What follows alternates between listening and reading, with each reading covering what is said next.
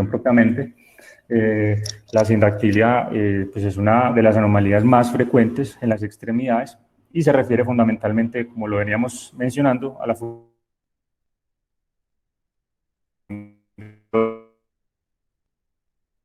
hablando la fusión superior o la extremidad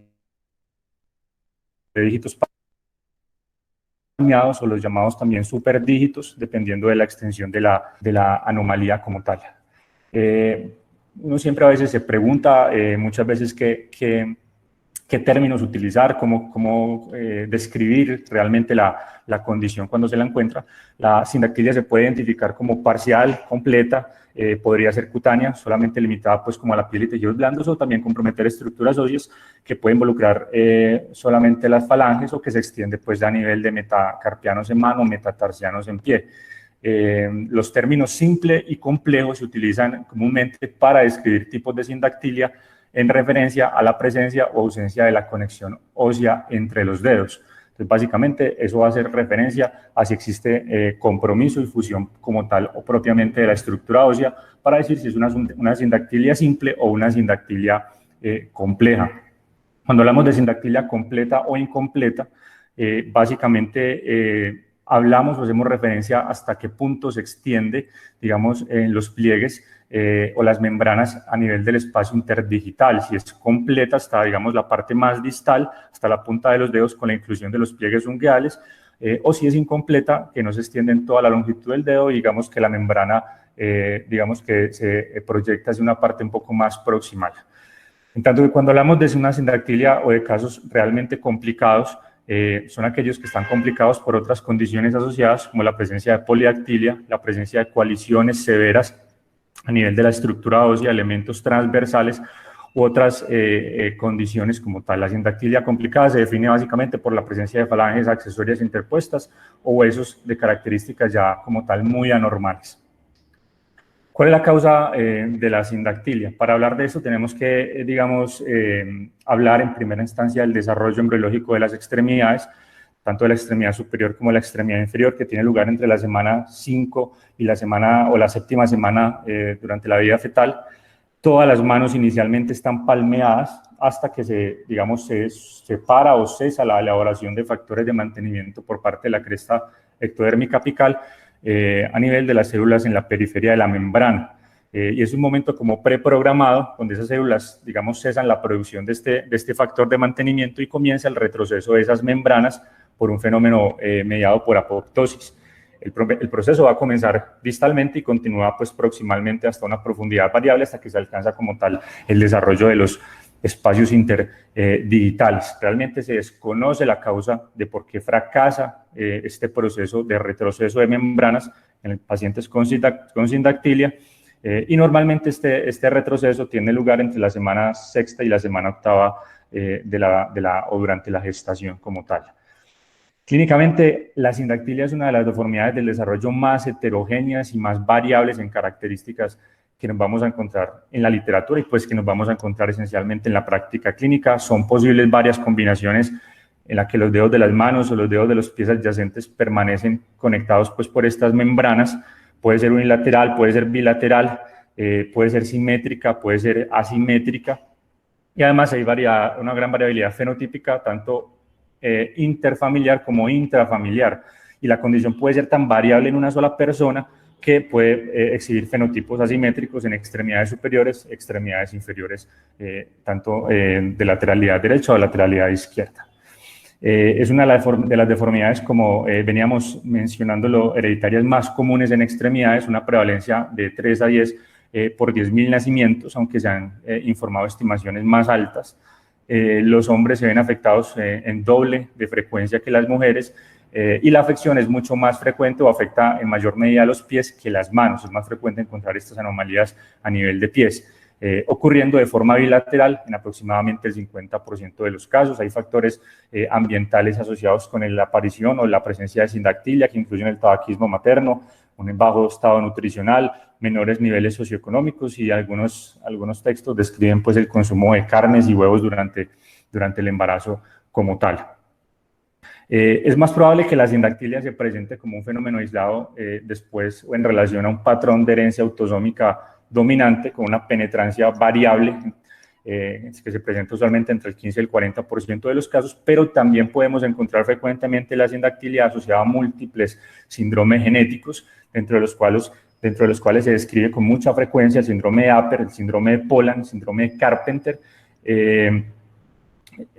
y se conoce que hay al menos 9 entidades sindactilosas bien caracterizadas en otras subdivisiones, la mayoría de las cuales, pues como bien lo dijimos, tienen una naturaleza no sindrómica, pero es importante tener en cuenta pues que hay que también estar, atentos a identificar. Es importante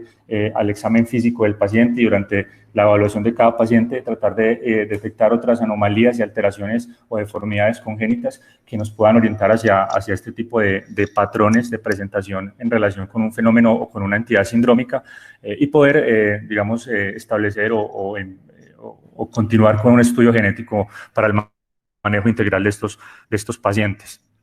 Entonces, la sindactilia es mucho mejor tolerada a nivel de los pies que en las manos, donde la función, independiente de cada uno de los dedos es mucho más relevante para la adecuada funcionalidad de la mano y donde, por lo tanto, la separación quirúrgica a menudo pues, está indicada para mejorar esta función, sobre todo a nivel de la mano. La ubicación más frecuente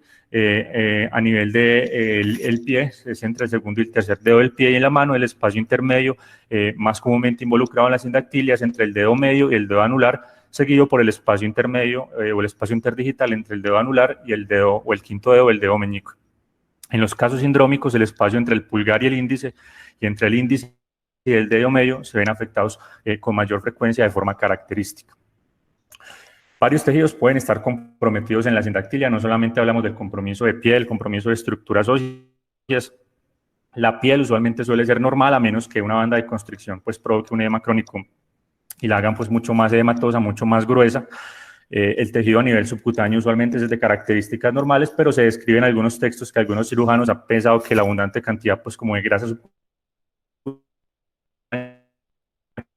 presencia de una mayor cantidad del componente de grasa subcutánea. Los tendones y sus vainas generalmente están completamente duplicados en fenómenos de sindactilia, son normales en las sindactilias simples subcutáneas, pero pueden ser anormales en los casos más complejos. Esto es especialmente común en condiciones como la que veíamos de síndromes de acrocefalosindactilias, como el síndrome de Apert, en el caso que exponíamos pues, al principio de la presentación. A nivel de la estructura ósea, pues la radiografía puede mostrar hendiduras o no a nivel de la estructura pues como tal del hueso, que puede sugerir la presencia falsamente de una articulación. Es importante la evaluación cuidadosa del movimiento de todas las articulaciones y no se debe asumir que una articulación pues o la posibilidad de reconstruirla están presentes únicamente ante la presencia pues como tal de la hendidura o el espacio interdigital, digamos, mucho más establecido en algunos casos. Los ligamentos de las articulaciones suelen ser normales, en las formas sobre todo menos complicadas. Sin embargo, en casos más complicados como en la polisindactilia, pueden haber ligamentos compartidos entre los mismos, estructuras óseas como tal. En la sindactilia más compleja, el tejido óseo de los dedos adyacentes está fusionado. Como dijimos, la fusión puede variar solamente desde la punta del mechón pues, de las falanges hasta una coalición completa pues, como tal de todo el rayo. En el caso pues, de las coaliciones más distales o que se concentran más en la parte distal, existe una también llamada sinoniquia o fusión de las uñas adyacentes, como vemos en la imagen, y es un signo clínico útil que también nos puede ayudar a tratar de interpretar los hallazgos o lo que posiblemente esté pasando a nivel de la estructura ósea en ese paciente. El enfoque entonces de estos pacientes cuando nos encontramos con ellos en la consulta o en la evaluación pues, clínica de los pacientes básicamente está guiado por las herramientas principales que tenemos, como la historia clínica, el examen físico, y tenemos que buscar básicamente anotar cualquier tipo de antecedente familiar de sindactilia. Ya dijimos que había un patrón de penetrancia que es variable, que tiene una variabilidad importante, una penetrancia incompleta que puede resultar en situaciones en las cuales la sindactilia se pueda saltar generaciones, pero es importante también determinar pues cómo este tipo de patrones y antecedentes familiares. Importante preguntar si hubo complicaciones durante el embarazo, perinatales alrededor del parto, Para pacientes recién nacidos que se presentan, siempre es importante un examen ortopédico minucioso para buscar cualquier tipo de otras anomalías o alteraciones congénitas a nivel osteomuscular que nos puedan hacer sugerencia de algún tipo de síndrome subyacente. Es importante señalar que la sindactilia simple no se asocia típicamente con síndromes genéticos subyacentes, pero deben considerarse también pues, para hacer un estudio completo de estos pacientes. Considerar evaluaciones dirigidas a detectar otras anomalías como displasia de cadera, metatarsoadultos, defectos a nivel de la línea media, y ante la presencia de estas alteraciones o ante la presencia de hallazgos compatibles al examen físico con sindactilias complejas o complicadas, como ya vimos a partir de las definiciones, digamos, podría ser considerado y justificado la remisión a genética para el estudio complementario de este tipo de pacientes. Desde el punto de vista del examen físico, entonces, ¿qué deberíamos preguntar o en qué deberíamos concentrarnos muchas veces cuando describimos este tipo de anomalías? En primera instancia, especial atención a qué tipo a los dedos que están afectados, cuáles son los dedos que el paciente tiene en las extremidades, cuáles son los dedos que están afectados, si parecen estar funcionados solamente a través de la piel y el tejido blando, o hay una combinación a través de la palpación, posiblemente una combinación de fusión del tejido blando y el tejido óseo. Es importante también determinar la extensión distal de la conexión interdigital, si digamos es una sindactilia sutil incompleta, es útil en este caso el examen físico de los dedos en el plano sagital. Normalmente los espacios interdigitales tienen un ángulo de 45 grados o cerca a 45 grados entre uno y otro, donde usualmente en los casos de sindactilia uno de los dedos se encuentra característicamente en extensión y el dedo subyacente está usualmente flejado. Se debe evaluar la presencia de pliegues en flexión y extensión de los dedos afectados, ya que puede dar una pista sobre el tipo de fusión de la estructura ósea subyacente que puede presentar este paciente. Es importante evaluar también la capacidad de los dedos afectados para mostrar movimiento independiente. Si no se muestra movimiento independiente, pues entre los dígitos es mucho más probable que tenga el paciente una sindactilia compleja o una sindactilia complicada. Anotar también la diferencia de longitud entre los dedos afectados, evaluar manos y pies para asegurarse de que no haya pues otras áreas, otras zonas o segmentos comprometidos, la presencia de polisindactilias, la presencia de dedos accesorios que puedan ser pasados de largo por un examen, digamos, mucho más rápido. Después de evaluar entonces la extremidad y después entonces de hacer el examen de este paciente, entonces, ¿qué hacer con el paciente? Entonces, básicamente, están indicadas radiografías simples y convencionales de las extremidades, tanto de las manos como de los pies. Si bien clínicamente los hallazgos pueden sugerirnos y darnos pistas sobre la presencia de fusión digamos, de compromiso a nivel de la estructura subyacente, pues eminentemente la radiografía nos va a ayudar a aclarar el tipo de compromiso que realmente presenta este paciente a nivel de falanges, a nivel de metacarpianos o metatarsianos, valioso también para evaluar la presencia de posibles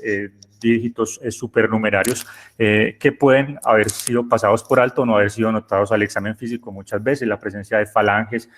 parciales que se encuentran, digamos, haciendo parte del proceso de la fusión como tal, pero que al examen físico puedan ser pasadas fácilmente por alto. En los casos de sindactilia compleja o complicada, podría ser necesaria en un momento determinado la resonancia magnética, sobre todo en aras de una planificación quirúrgica, cuando tenemos que tratar de identificar la ubicación de tendones o estructuras como tal neurovasculares. Una vez establecido el diagnóstico, una vez hecho el examen físico y una vez tenías los estudios imagenológicos que nos permite aclarar mucho más el tipo de compromiso que tiene el paciente, la sindactilia puede clasificarse. Como lo dijimos, las clasificaciones pueden ser descriptivas, simplemente describiendo lo que vemos al examen físico y lo que encontramos en estudios imagenológicos, como sindactilias simples, complejas, completas, incompletas, como lo mencionamos pues al principio de la charla, pero también existen clasificaciones pues que han sido pues como validadas o que han sido incorporadas para poder clasificar estas o clasificar mucho mejor este tipo de afectaciones, como la clasificación de Teptami y Kuzik. Es una clasificación un poquito más extensa que incluye una serie de parámetros, pues vamos a grosso modo pues como a mencionarla. La tipo 1 es la más afectación, es la más común, la afectación más común, donde se involucran principalmente el dedo medio y anular de la extremidad superior o el segundo y tercer dedo en la extremidad inferior. Usualmente sigue un patrón autosómico dominante con penetrancia incompleta. y también se describen pues varios subtipos, subcategorías, pues dependiendo del compromiso de estos pacientes. En la tipo 2 es impolidactilia con compromiso de los dedos medio y anular en la extremidad superior, o cuarto y quinto en la extremidad inferior, con dedos accesorios pues en la membrana de la sindactilia frecuentemente encontrados, como vemos en la imagen pues sobre todo en la tipo 2B. En la tipo 3 es sindactilia que afecta al dedo anular y el dedo meñique en la mano.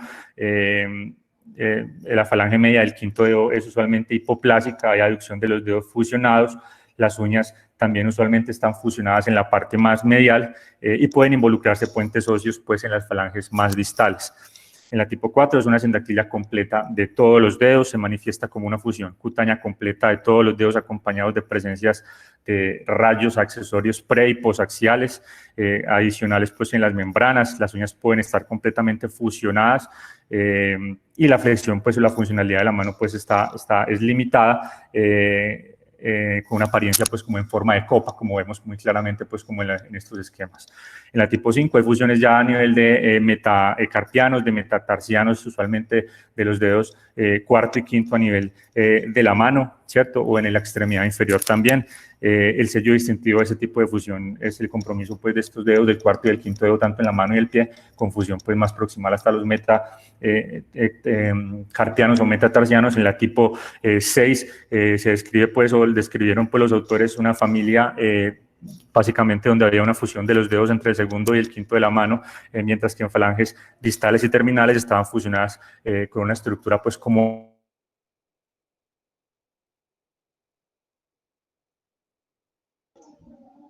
Juan, perdimos el sonido. Los pies mostraban sindactilia y de tejido blando de todas las extremidades. ¿Ya me escuchan? Sí, Juan, dale. Listo. Veamos las clasificaciones como tal de todas las sindactilias. En la tipo 5 veíamos pues como este compromiso a nivel pues la tipo 6, el compromiso pues como en la parte más distal, tanto de la estructura ósea como de la estructura blanda. En la tipo 7 es una entidad característicamente autosómica recesiva, manifestada por anomalías mucho más graves de todos los elementos digitales, una gran desorganización de todos los huesos de la mano hasta el punto de que no se identifica realmente estructuras o elementos de falanges casi que individuales. Con sinostosis a nivel de carpo, a nivel de metacarpianos, metatarsianos, de forma irregular, quedan como la apariencia de manos en medias, que es lo que describen pues como la forma en cómo lo describen. Y en la tipo 8 se caracteriza por la fusión del cuarto y el quinto metacarpiano, con una marcada desviación cubital pues del quinto dedo, y sin otra pues anomalía como aparente. Digamos que este es un sistema de clasificación que ha sido pues, muy bien aceptado por múltiples razones. Se pueden tipificar más fácilmente y agrupar en estos tipos. Se puede ampliar fácilmente y integra, digamos, unos datos tanto moleculares como también datos genéticos que van a ser importantes en el estudio de muchos de esos pacientes que están relacionados con condiciones sindrómicas subyacentes. Pues, ¿cuál es el tratamiento de los pacientes cuando entonces ya tenemos al paciente con un diagnóstico, ya lo identificamos al examen físico, ya describimos y caracterizamos el compromiso tanto en lo que estamos viendo, lo que estamos palpando en la extremidad del paciente, si hay compromiso de tejidos blandos, si hay compromiso de estructura ósea, y con los estudios imagenológicos iniciales para determinar la complejidad del compromiso de estructura ósea?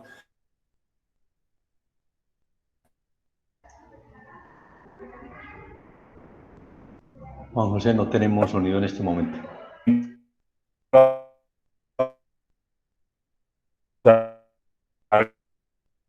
Son medios no quirúrgicos. Usualmente la cirugía, digamos, en el caso del compromiso a nivel de los pies, solamente debería indicarse después de una discusión pues, muy exhaustiva con la familia del paciente, con el paciente en función de los riesgos de la cirugía, cuando realmente pues, posiblemente la funcionalidad no vaya a cambiar mucho en estos pacientes. Indicaciones para seguir un manejo conservador incluyen sindactilias simples incompletas, membranas asociadas con superdígitos, ¿cierto? Los superdígitos, como vemos en la imagen, se han clasificado en dos tipos. El tipo 1 son con dos metacarpianos que sostienen un dedo de gran tamaño, y el tipo 2 involucra solamente un metacarpiano que sostiene varios dígitos. Pero usualmente la cirugía que implica la separación de estas condiciones a menudo resulta ser infructuosa. Entonces son con Condiciones también que se pueden ver mucho más complejas, pero que realmente no tienen cambios importantes frente al manejo conservador o el manejo quirúrgico por los resultados que se puedan obtener. Otras contraindicaciones para el manejo quirúrgico pueden incluir la simpolidactilia compleja, en la que la mano funciona pues como una unidad completa, y el hecho de separarla pues posiblemente no genere un aumento en la funcionalidad en pacientes que adicionalmente que no tengan un buen control muscular activo de esa extremidad. Y en términos generales, vamos a perseguir un tratamiento no quirúrgico si el cirujano cree que la función de la mano del pie afectado no va a mejorar definitivamente con la cirugía. El tratamiento quirúrgico, entonces, en contraposición, pues básicamente su objetivo fundamental es poder producir una mano o un pie que sea más funcional. Y es importante, cuando definimos que sí se beneficia del manejo quirúrgico, definir en qué momento se va a hacer la cirugía del paciente. Entonces, existen ciertas condiciones que deben corregirse después de 6 meses, pero antes del primer año de vida, como son las sindactilias de dedos fronterizos o dedos de los bordes, ¿cierto? Que son el pulgar o el quinto dedo de la mano, que causa una grave pérdida de función de la mano, el anclaje del dedo anular o el dedo índice, y en los casos de sindactilias óseas complejas, ya que los dedos más pequeños pueden sujetar los dedos largos o los dedos más grandes a medida que el paciente va creciendo. Entonces, la liberación o la cirugía se recomienda alrededor de los 6 meses o después de los 6 meses y antes del año, para evitar la angulación, para evitar la rotación, para evitar acortamientos del dedo adyacente durante el crecimiento continuo, así como permitir el desarrollo más temprano del agarre y la coordinación, como lo veníamos hablando, en cuanto, digamos, a esa percepción, pues ya, digamos, cerebral que se tiene, el desarrollo, pues, como esas vías de integración motoras que permiten la funcionalidad, digamos, integral de las extremidades. Mientras que las condiciones en las cuales la cirugía puede esperar hasta después del año, inclusive después del segundo año, usualmente entre los 2 y los 18 meses, son en términos generales las sindactilias simples o cutáneas, que involucran los dedos medios anular o los dedos medios índice. Básicamente, retrasar la cirugía hasta que el paciente cumpla esta edad reduce el riesgo de contracturas de las cicatrices, un mejor deslizamiento de los espacios interdigitales y la construcción, pues, de colgajos o injertos de piel que conducen, digamos, a resultados mucho más predecibles en pacientes en quienes requieren ese tipo de cubrimiento después de la liberación. Entonces, digamos, la mano tiene o el pie tiene un tamaño mucho más adecuado para poder hacer que la cirugía sea técnicamente mucho más fácil y mucho más segura y mucho más predecible en estos casos. Entonces, digamos que existen múltiples matices cuando hablamos de liberación quirúrgica, dependiendo de la complejidad de la estructura ósea, pero en términos generales, los objetivos fundamentales son crear nuevos pliegues unguiales paroniquiales, desarrollar las comisuras o espacios interdigitales de los dedos que se van a separar y crear, pues, estos espacios interdigitales independientes y libres que permitan la funcionalidad de la mano. Hay diferentes técnicas para separar los dedos. Se describen algunas, digamos, más frecuentemente, como la incisión en zigzag dorsal y volar, que digamos que es la más utilizada para llevar a cabo la liberación, pues, sobre todo de las sindactilias simples o cutáneas, y a partir de ella, pues, digamos que es una base para poder desarrollar otros procedimientos quirúrgicos.